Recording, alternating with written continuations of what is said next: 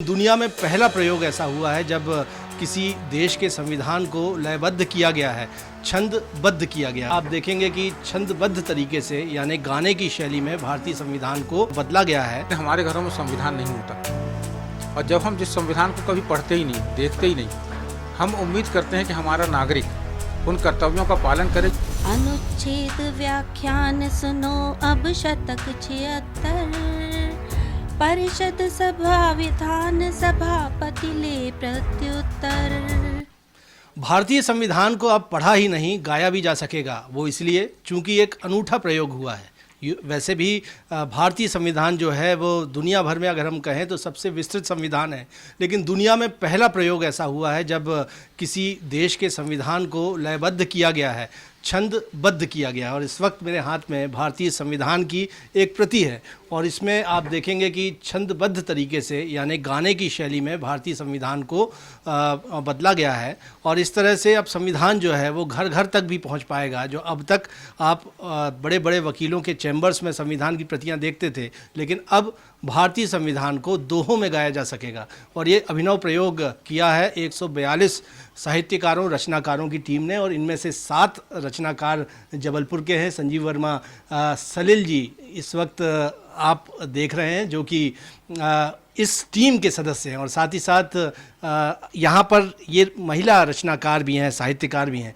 इनसे भी हम बातचीत करेंगे कि ये अनुभव प्रयोग किस तरह से उन्होंने किया, ख्याल कैसे उनके मन में आया। लेकिन सबसे पहले मैं तो ये जानना चाहूँगा कि इसको गाया कैसे जा सकता है, क्योंकि प्रति मैं देख पा रहा हूँ और इसमें देखता हूँ कि इसमें दोहों में ये संविधान लिखा हुआ है। तो आपने किस तरह से इसे लिखा है कि ये गाया जा सके? मैं आपसे ही जानना चाहूँगा, अगर कोई महत्वपूर्ण अनुच्छेद आप गा के सुना सके। जी, मैं अनुच्छेद 176 को गाना चाहूँगी। सर्वप्रथम एक रोला और उसके पश्चात इसी पर आधारित 5 दोहे हैं, 176 से 184 अनुच्छेद तक। अनुच्छेद व्याख्यान सुनो अब शतक 76। परिषद सभा विधान सभापति ले प्रत्युत्तर। राज्यपाल प्रति सत्र प्रथम अभिभाषण करते। नीति योजना सार प्राप्ति का ब्यौरा धरते। अब दोहा है, संबोधन गरिमामयी चर्चित हो अत्यंत। धन्यवाद नेता सभी ज्ञापित करते अंत। यदि अभिभाषण में निहित हो दलगत आवेश, गरिमा के स्थान पर मिलता अपयश क्लेश। राज्यपाल पालन करे नीति सभी निर्दिष्ट। सदा शिष्ट निष्पक्ष हो समता हो अवशिष्ट।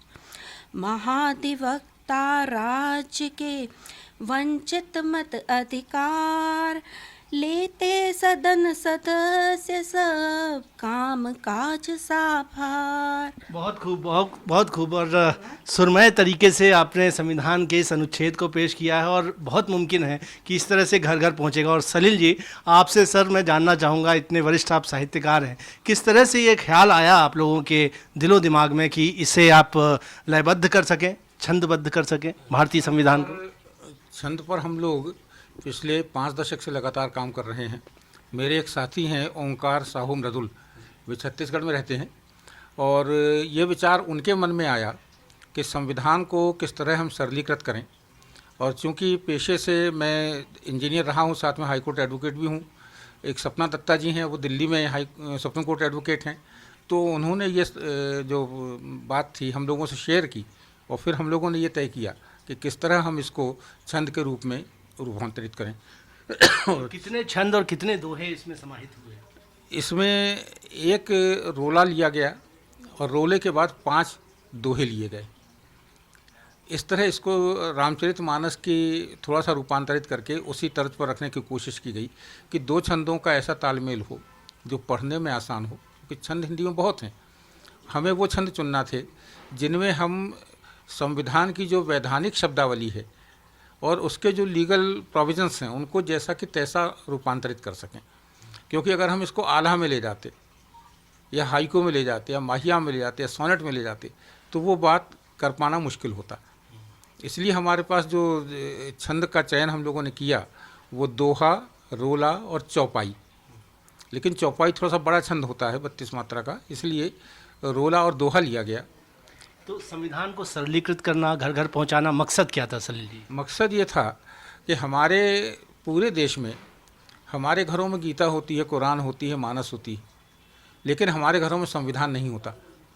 और जब हम जिस संविधान को कभी पढ़ते ही नहीं, देखते ही नहीं, हम उम्मीद करते हैं कि हमारा नागरिक उन कर्तव्यों का पालन करे जो उसके लिए संविधान ने तय किए हैं, वो अपने उन अधिकारों के लिए संघर्ष करे जो संविधान में लिखे हैं।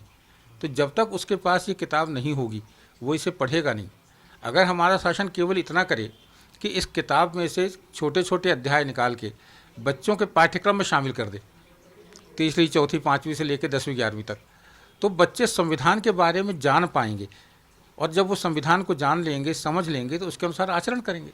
बहुत बहुत नेक उद्देश्य भी है आपका, और यही वजह है कि एक उपलब्धि भी बड़ी मिली है। और मेरे कैमरा पर्सन बताएंगे कि ये जो अभिनव प्रयोग है वो golden book of world records में भी शामिल कर लिया गया है, और ये पहला हम कहें काव्य अनुवाद है भारतीय संविधान का। और बताते हैं कि इससे पहले काव्य अनुवाद किसी और देश के संविधान का भी नहीं हो सका है, लेकिन हम कहें कि एक तरह का करिश्मा आपकी टीम ने करके दिखा दिया है।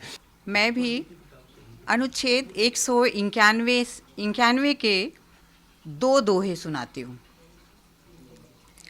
मर्यादा का अनुसरण दे सदस्य नवभान, मर्यादाएं लांघते शास्ति मिले अवमान, शास्ति मिले अवमान। शपथ निहित प्रारूप में नहीं लिया प्रतिभाग, या अर्हित जो है नहीं सदन मंडली दाग, सदन मंडली दाग। अनुराधा गर्ग जी भी मुझे दिख रही हैं। ये सम्मान मिलना, अब तो golden book of world records में भी आप लोग शामिल हो गए हैं, क्या कहेंगे, कैसा महसूस कर रहे हैं? बहुत अच्छा लग रहा है, बहुत गर्व महसूस हो रहा है कि हम इस कार्य में शामिल हो पाए। और ये टीम जो संपादक मंडल की है उन्होंने हमें इस योग समझा और इसमें हम शामिल हो पाए। इसमें मैंने अनुच्छेद 227 से लेके 229 तक मैं रचना की है।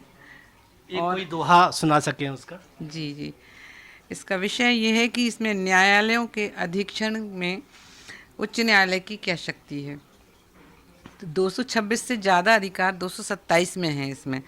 तो दी जनता अधिकार जहाँ 26 से बढ़कर, कर्ता शक्ति प्रदान नियम 27 गढ़कर, विधिक कार्य अनुसार उच्च न्यायालय चलता, अधीनस्थ व्यवहार सुखद संचालन ढलता, राज्य क्षेत्र में सब जगह संपोषित अधिकार, न्यायालय संपोष हो अधिकरणों का भार। 227 में